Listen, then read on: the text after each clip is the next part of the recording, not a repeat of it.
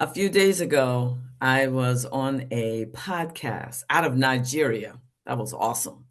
And the gentleman asked me, what's the difference from being tired and being burnt out?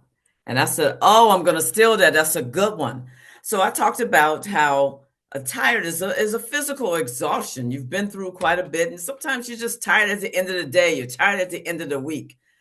But being burnt out is due to an actual situation. And I used to think burnout was just something from a manager just throwing work at you and you just can't breathe. But I learned something different. I learned that burnt out is also caused by us. And for myself, I learned that Carla caused her burnt out. I went through a situation where the work was, we had a huge project and things just weren't going right. So I decided to work 12 hours, 13 hours. No one asked me to do this, but I decided to do it myself.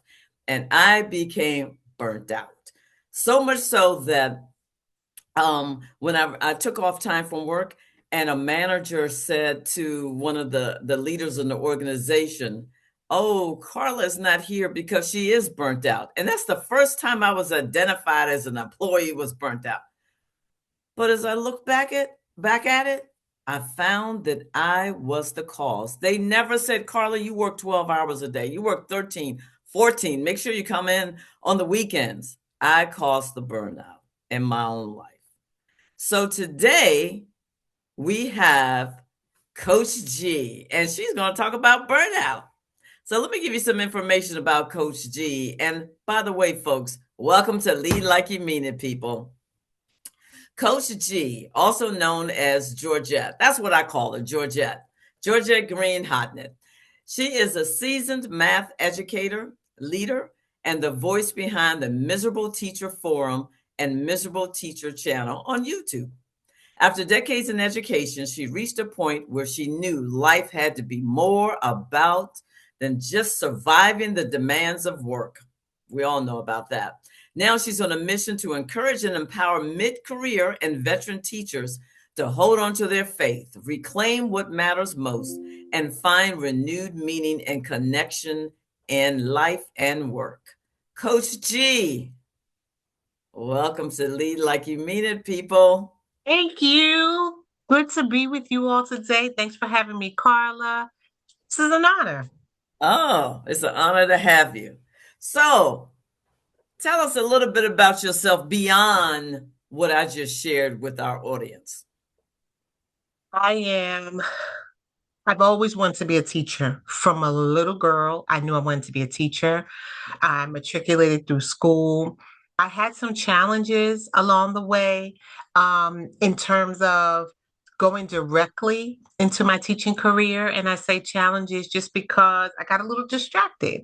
But if you have a call on your life, if you have a mission, you have a purpose that you intended to have and to walk in, it's going to all come back. So I had worked in higher education in New England for about 7 years. And an opportunity came to move to the DMV. And I said, with this change, I'm going to go be a teacher. And so I had to go do some additional graduate work. And I wound up starting as a substitute teacher. I was like, let me test this out a little bit.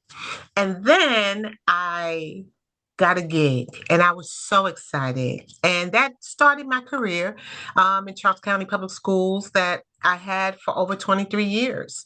It was a wonderful career. I have no regrets, but I do know about burnout. Talk to us a little bit about the miserable, let me make sure that I get this correctly, the Miserable Teacher Forum and the Miserable Teacher channel. First of all, talk to us about the Miserable Teacher and then the forum. In 2017, God put on my heart Confessions of a Miserable Teacher. It never left. Like I would try to shake it, I would try to dodge it.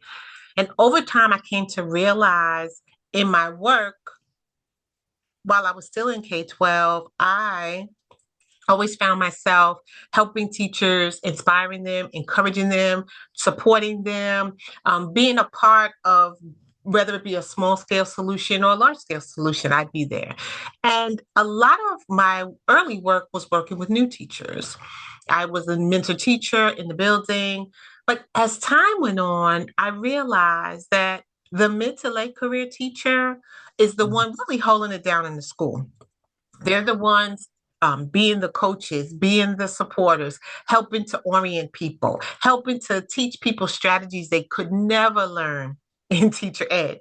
And so when I reflected, I kept hearing that Confessions of a Miserable Teacher. I was like, that's who's miserable. And almost like a silent misery because everybody expects them to be on point. Everybody expects them to be the host and the guide. So when I stepped out and made the decision to start my own coaching business, I really started with the Facebook group. I actually really started in the pandemic when I had a podcast with a colleague called Real Talk Real Time Educators Forum.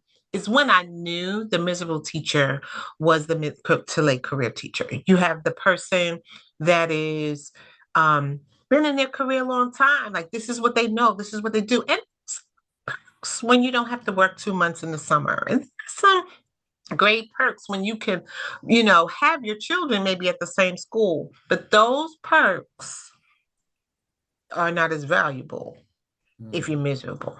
And so, being that I became, like I said, I was in the school system 23 years. I got to the place where you have to decide, you have to pause and say, but really, what matters most? And in the pandemic, the phrase that I always said to the audience is, don't leave it all in the schoolhouse, because there's so much life ahead of us, and if we don't pause, realign our priorities, consider our time, our talents, and our tolerance, and the ways in which we're going to be in control of that, we're going to have our own problems on our hands. Wow.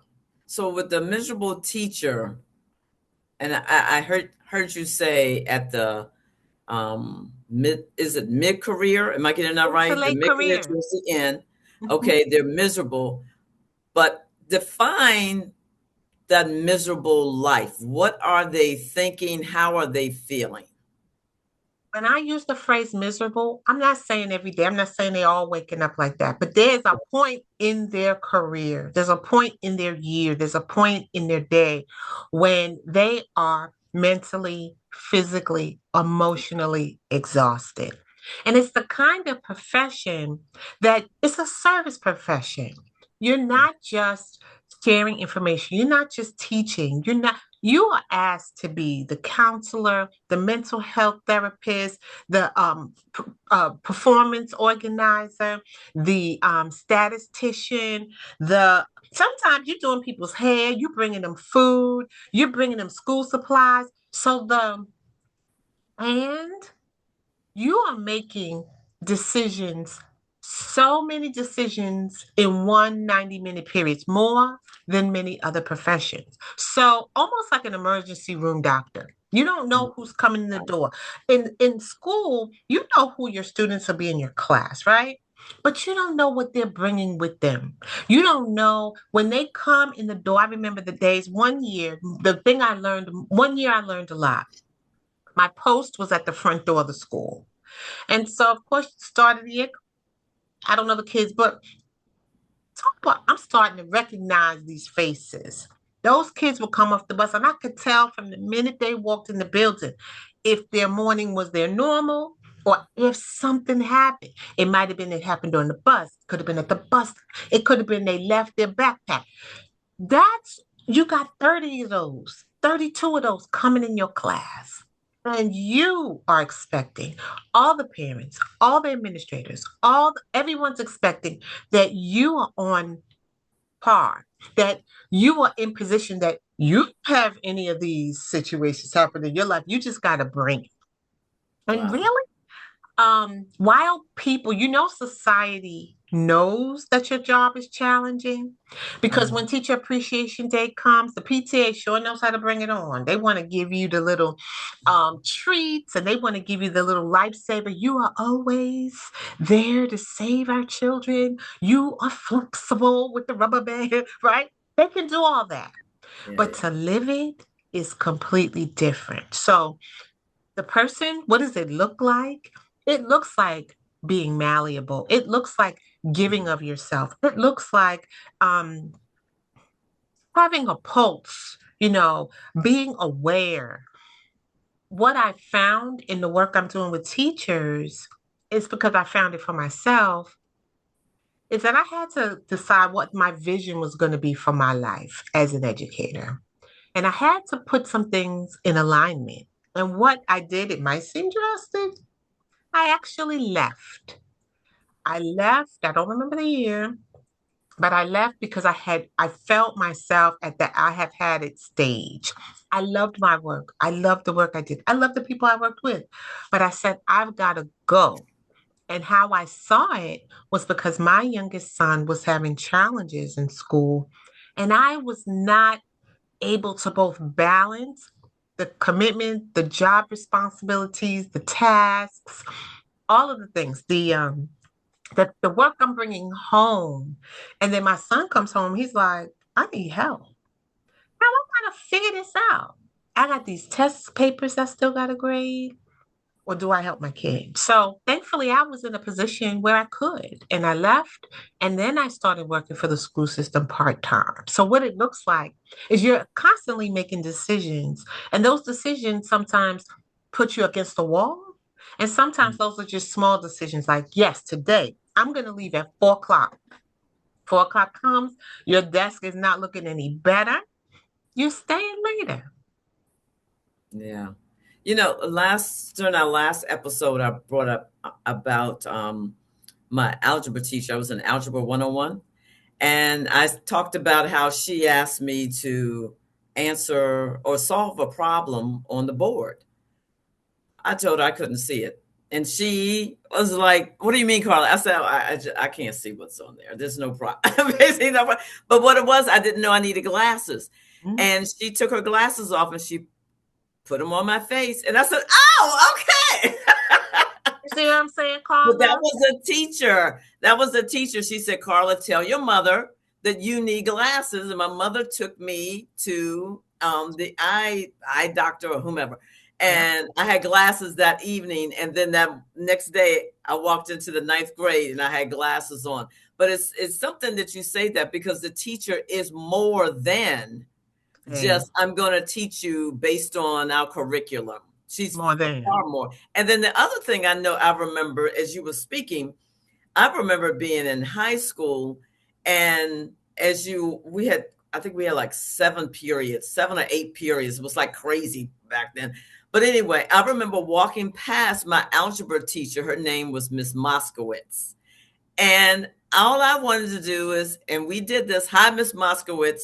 And she would say, hi, Carla. Hi. You just wanted that acknowledgement from your teacher, and you just walked on past.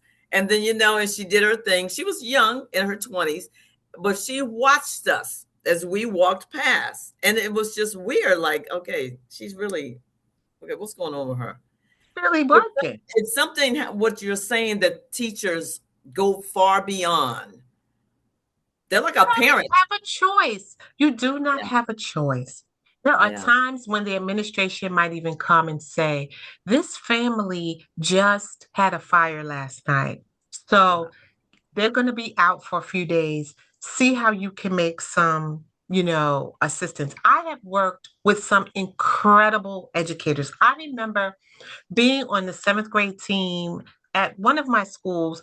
We have done things like we're going to pool our money and we're going to put a card together. We're going to give it to this family because five of us taught that child and their family's going through a situation and we want to support them. Or I'm going to stay after school with the kid because they have stuff to do. Or I have stopped students from going to class because I'm helping them organize their stuff. Because when they walk past me, they got papers coming out of everywhere. And I'm like, every time I ask him for his homework, he don't have it. And then I'm looking at him, I'm like, I see why. I Mhm. remember going with that boy to his locker, and when the door opened, the thing started falling out of the locker, Carla. Oh, And I sat there and I said, okay, we're going to bring all that to my room. And we sorted all the papers, and then we organized, and then I gave him binders. That wasn't in my schedule. yeah, yeah. But people, there's a part of me that even when I was in the classroom, I gave society a break. I said, oh, I get that they don't understand what we deal with and what we do. Mhm. I regret giving the society a break. Today, I don't give them a break. Today, I say, if we as a culture and a country do not get a handle on the ways in which we want this school, parent, family pipeline to work, our society will suffer. We're seeing them suffer partially now. Many of the mid to late career teachers are number one of the top concerns they are having, even in a poll that was taken in June 2025, that was funded by both the National Education Association and the National Teachers Fund, or something like that. I can't remember the other name, but the fund was based, the outcome was student behavior is a problem. Yeah. I remember telling my students when they want to come and get sassy or whatever, and I would just be like, I got my own kids at home.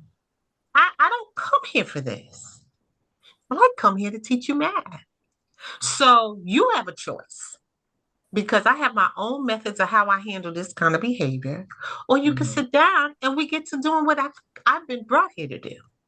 Most times they would sit down, very few times they wouldn't. But it's all of that in the midst of me having 84 minutes to try to complete an algebra lesson for my students or a lesson for my seventh grade on level class, or I'm in helping to support a special educator. There's 6 kids, but those 6 kids have very diverse needs, and two of Right. us are in place to try to support them. If one of them decides it's going to be a comedy show, anything's possible. So when you Right. talked about burnout,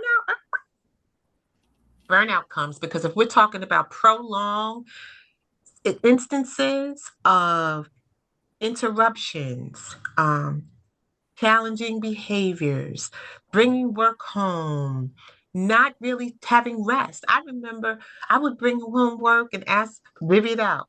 Babe, here's the answer key. All you got to do is check. When I was no longer at the, I'm not even saying no longer in the classroom. When I left the school system in 2021, he finally told me he didn't like that. That's the kind of support he was giving me in that journey. But he was like, you was a different person. You was more, gee, like you had a little attitude more often than that. It made me cry, not in his presence, but I was like, wow, like my own family suffered because of Wow. my career. This is unacceptable. So that's my mission. My mission is to help the mid and late career teachers, not to help them, to inspire and encourage them Mhm. to pause, assess, and realign what matters most. And there are the 3 areas that I mention often: time, talents, and tolerance. When those Wow. 3 are out of whack, that's when you see the burnout. I see you That's looking up in the sky. You thinking about that, right? Ain't you? Ain't you? Ain't you? I'm thinking deep about it, Georgette. I'm Yes. thinking deep because that tolerance point of view. What are you able to tolerate at that level? Yeah, it's that it's not so much it's the time. I mean, that's evident. That's what with It's us all. But obvious. that tolerance, and then when you mentioned about bringing it home, your husband helping you, and so forth, it's not just okay. So the bell just rang, and let's just say school day is over at 3 o'clock. You want to know why? Yeah, it Because the things continues. that happen in the midst of the day. One of the experiences I remember, I'm not going to name the school, but I remember it. My planning period, so we had a 4 block schedule. So we had 4 84-minute periods, Mm, and you would teach 3 and have a planning one of those. So I taught 3 periods. I had a period of time for lunch in between there, and then my planning was at the end of the day.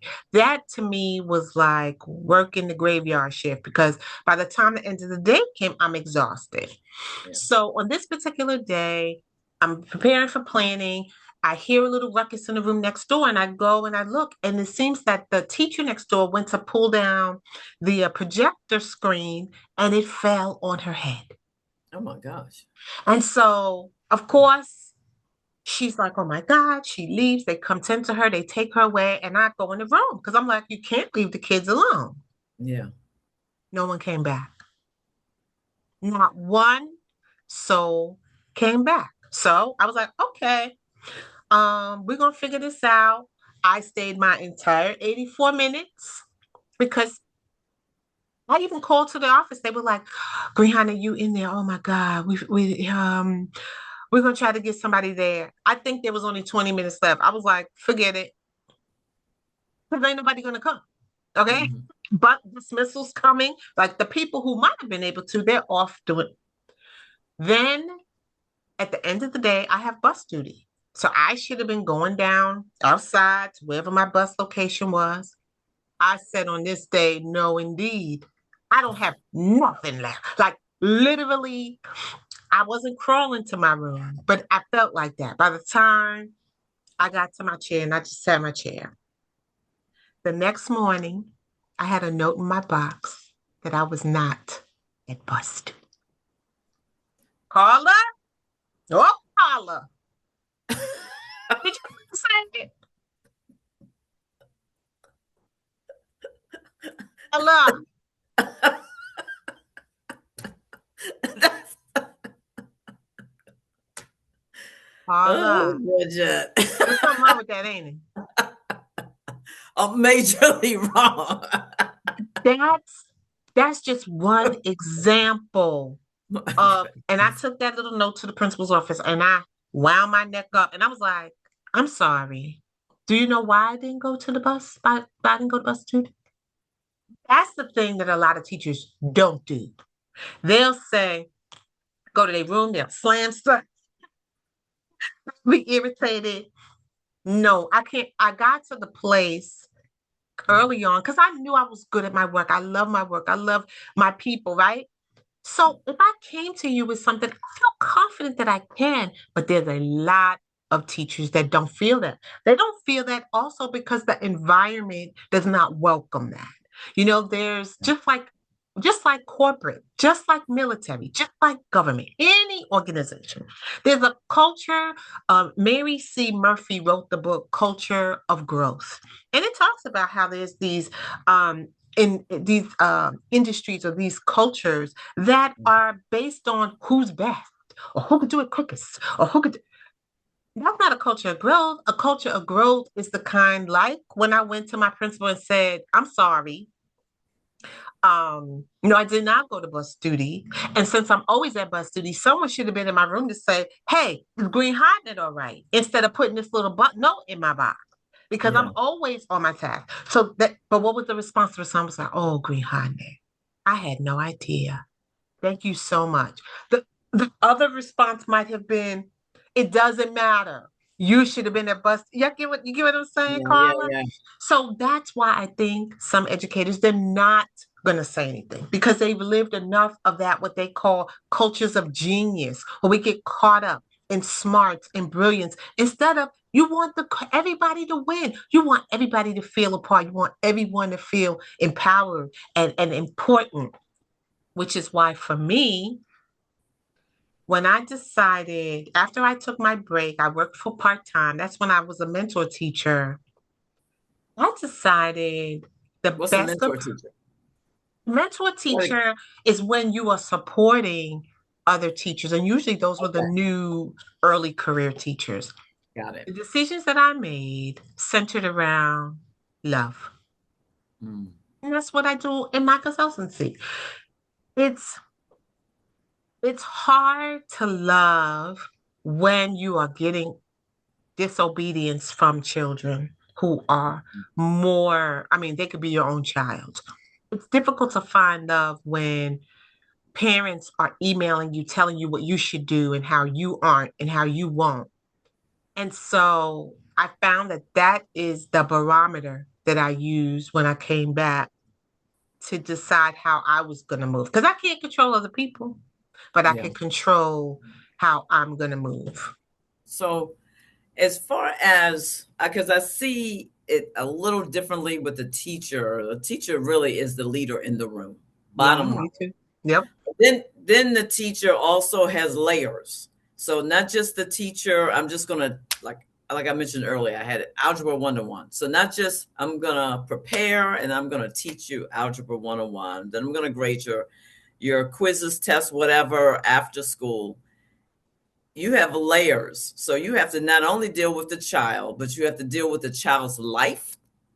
You have to deal with the parents at times. And then you mentioned that culture. You have to deal with whether it's another teacher or whomever, and then the principal, a superintendent, how they bring the culture. So it kind of goes like this with a teacher, and it never ends. You may get some peace and quiet in the summertime, but it revs back up.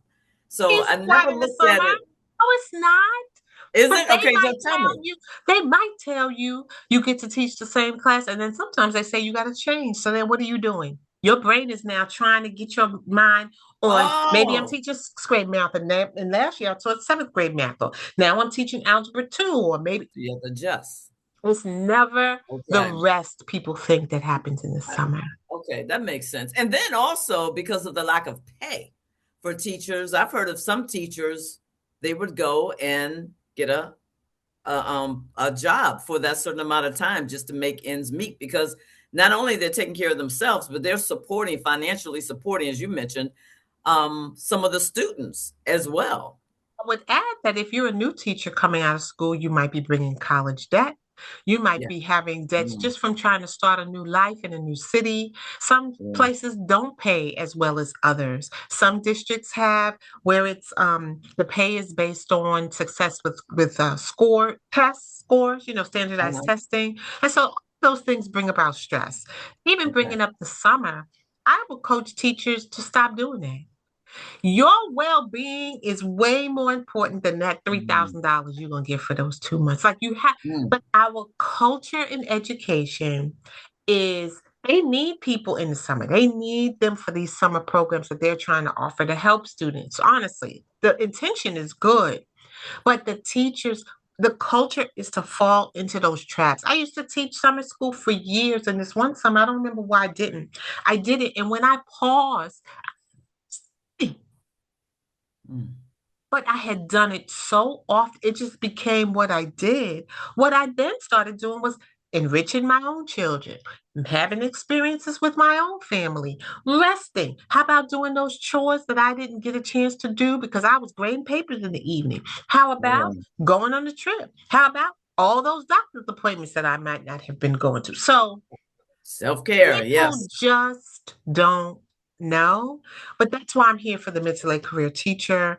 Just reminding. It's more about reminding. It's not that you don't know when you're a teacher, it's just Mhm, reminding you you're important and it's time for you mhm, to prioritize your time, your talents. You are talented, you are skilled, you are capable. And I'm saying I'm coaching them on talent for them to go change their careers or leave education.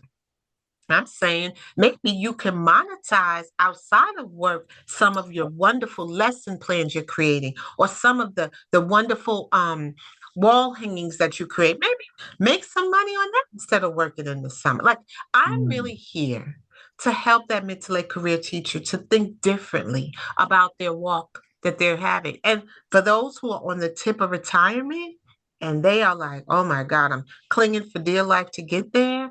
I'm there to just remind them that you can do it. But if we come up with a plan that works for you, some reframing of how you think and how you see yourself, and the value of your time, all of it will help in their mm. transitions with a successful retirement. That's beautiful. So, Georgette, we're out of time. Can you believe it? This was too fast. Too fast, Carla. So, I appreciate you coming on. So, I see a little differently because I'm not a teacher. By the way, I thought, how in the world would they stand before all these kids and teach every day? That takes a special Loved it. person. I It takes a loved it. special person. I love them. It And does. seventh grade, they're so nutty. It's incredible. They are just, you don't know what's going to happen. Yeah, and I also I'll say this really quickly. When you mentioned about the teacher can see you, they really can. I remember, I can't remember what grade I was in high school, maybe 10th grade, something like that. And there was a kid who kept falling asleep. And I think it was an English class. No, it was science class. And I remember the teacher said, every time you come to my class, you fall asleep. Hmm? And the rest of us kids are like, he does? But she noticed it, and he said, I have to get up and milk the cows in the morning at 5:30. Now, me, okay, I'm gonna say it, spoiled kid. I'm like, Right. but he was so serious. And she Hmm. said, okay. And she worked something out with him. But What she I'm saw saying. him, and the rest of us are in our own little 10th grade world. So Yeah. teachers are very, very I don't even know what the word is, just having that view of I'm just not here as an instructor. I'm here to support the child overall. And even And to that's a add, that's a leadership. there's also the student who comes to you brilliant, who their parents, I've met and worked with so many families. Their kids are literally brilliant. They are a seventh grader, but they have a mind of a 10th grader. And so they're in my class. I have to come up with a plan, which would be a personalized instruction plan for that one student Hmm, and hmm. touch base, work with the gifted educators. So we're not just talking about struggling students, the entire gamut of Yeah, students. yeah. It's on us. Wow. That's beautiful. Hey, I think this is my first time. I did not ask any of Connie's questions. Connie's our producer. I can't believe it. Maybe I talk too long. No, you're fine. You're fine. You're fine. So thank you, Georgette, for sharing with us about teachers and how just the acknowledgement of their life, their care, how they see the total student, and then also what they have to go through in their lives. Because we hear about it more so lately, but before there was a silence around teachers. But now we hear a little bit more about, their personal struggles, what they go through, their lack of pay, and then the culture within whether it's a county or whether it's a school. But thank you for sharing that the teachers are leaders. They're one of the first leaders Absolutely. that we encounter in our lives. Yes, I want to just Yeah. say, as a fan of teachers, a supporter, you are the ultimate influencers. I don't care about what you're seeing on Instagram and all that outside of the family and maybe their clergy. You are next in line to being the ultimate influencer. And so don't lose yourself. Be encouraged and be inspired. And check us out on the Miserable Teacher forum on Facebook and on the Miserable Teacher on YouTube. And you could always reach me on my website, which is coachglive.com. All right. And then Connie will have your information in the comments as well, Wonderful. so everybody can reach out. All right, Thanks for giving folks. us space. Thank you, Coach G, as I call her, Georgette. Thank you, Coach G. Thank you, Thank Connie, our you. producers. And we'll see you next time on Lead Like You Mean It, people. All right, we're out. Thank you.